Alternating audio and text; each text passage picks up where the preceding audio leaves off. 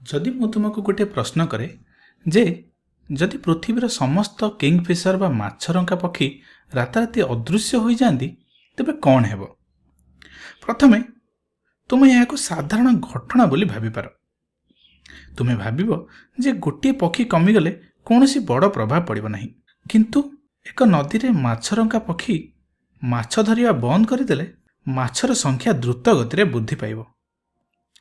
माछर संख्या बढ़िले शैवाल खाउथबा जीव मानकर संख्या मध्य वृद्धि पाइबो, जहा फल रे आमे कहि परिबा शैवाल अधिक होई जिवे, जलज उद्भिद गुड़िक अदृश्य होई जिवो, अम्लजान स्तर ह्रास पाइबो एवं किछि दिन पर आमे देखिबा पोखरीटी दुर्गंधयुक्त एवं जीवन शून्य होई जिवो।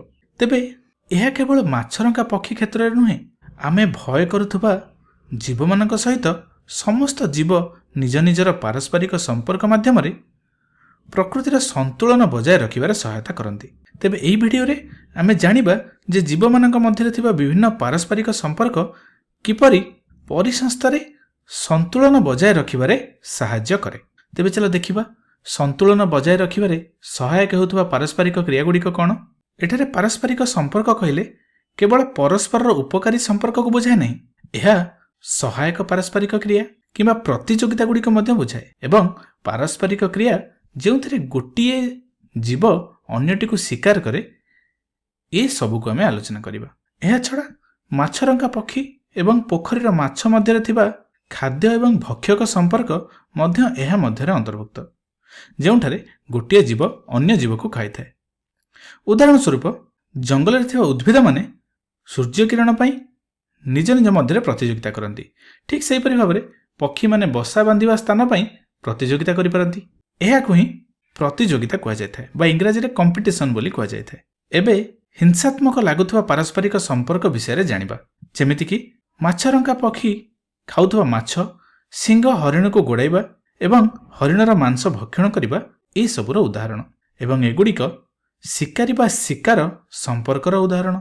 यह तुमको निष्ठुर लागिपारे, किंतु एही शिकारी शिकार संपर्क प्रकृति रे जीव मानकर संख्या को नियंत्रण करी परिसंस्थारे संतुलन बजाय रखे।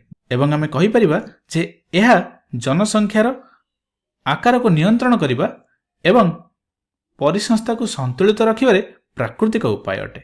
एही संपर्क जदि न थांता तेबे कोनोसी गोटिए प्रजातिर संख्या अत्यधिक बढ़ी जाई परिसंस्थारे असंतुलन सृष्टि करि पारंता।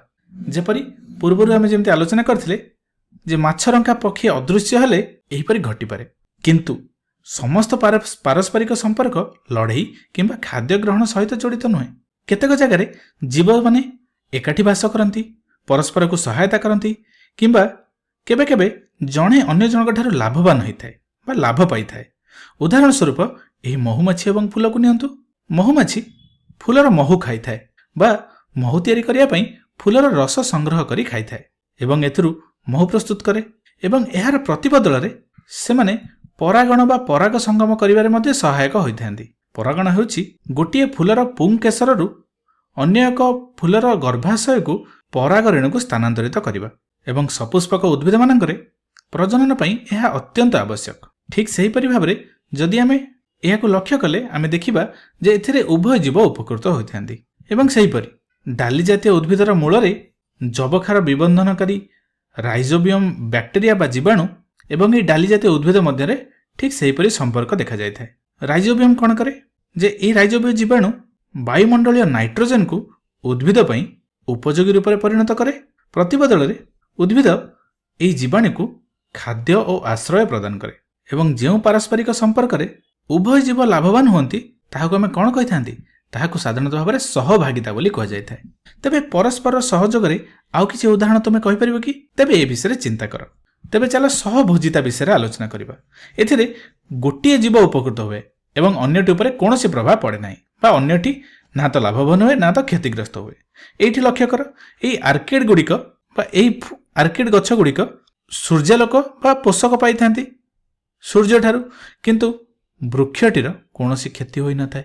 एठी लक्ष्य कर बग माने कोन करंती, गोरु गाईक देहरे लागिथिबा कीट पतंग को बा टिंक गुड़िक भक्षण करंती, किंतु एहा द्वारा गोरु गाई मानकर कौनसी असुविधा होन थाए बा गोरु गाई माने कौनसी प्रकार प्रभावित होती नहीं।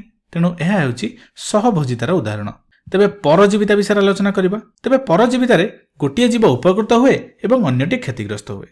କ'ଣ ନା ଆମ ଅନ୍ତନଳୀରେ ଥିବା ଫିତା କୃମି କ'ଣ କରେ, ଆମେ ଯେଉଁ ଖାଦ୍ୟ ଖାଆନ୍ତି ସେଥିରୁ ପୁଷ୍ଟିକର ଉପାଦାନ ଚୋରି କରିନିଏ, ଯାହାଫଳରେ ଆମେ ଦୁର୍ବଳ ହୋଇପଡ଼ନ୍ତି। ଏବଂ ଠିକ୍ ସେହିପରି କୁକୁରଙ୍କ ଶରୀରରୁ ରକ୍ତ ଶୋଷୁଥିବା ଟିଙ୍କ ଗୁଡ଼ିକ ସେମାନଙ୍କ ଶରୀରରେ ଲାଗିକି ରହିଥାନ୍ତି, ଯାହାଫଳରେ ସେମାନଙ୍କୁ କୁଣ୍ଡିଆ ହୁଏ ଏବଂ ଏମାନେ ଅସୁସ୍ଥ ହୋଇଯାଆନ୍ତି। ତେବେ ଏହାକୁ ପରଜୀବିତା ବୋଲି କୁହାଯାଇଥାଏ। ତେବେ ଆମେ ଭିନ୍ନ ଭିନ୍ନ ପ୍ରକାର ପାରସ୍ପରିକ କ୍ରିୟା ବିଷୟରେ ଆଲୋଚନା କଲେ। ତେବେ ଏଠି ଆମେ ଦେଖିଲେ ଯେ ପ୍ରତିଯୋଗିତା ହୋଇଥାଏ, ଜୀବମାନଙ୍କ ମଧ୍ୟରେ ଶିକାର ହୋଇଥାଏ, ସହଭାଗିତା ହୋଇଥାଏ, ସହଭୋଜିତା ହୋଇଥାଏ ଏବଂ କିଛି ପରଜୀବିତା ମଧ୍ୟ ଦେଖାଯାଇଥାଏ। ତେବେ ଏସବୁକୁ ଆମେ ପରିସଂସ୍ଥା ବୋଲି କହିଥାନ୍ତି।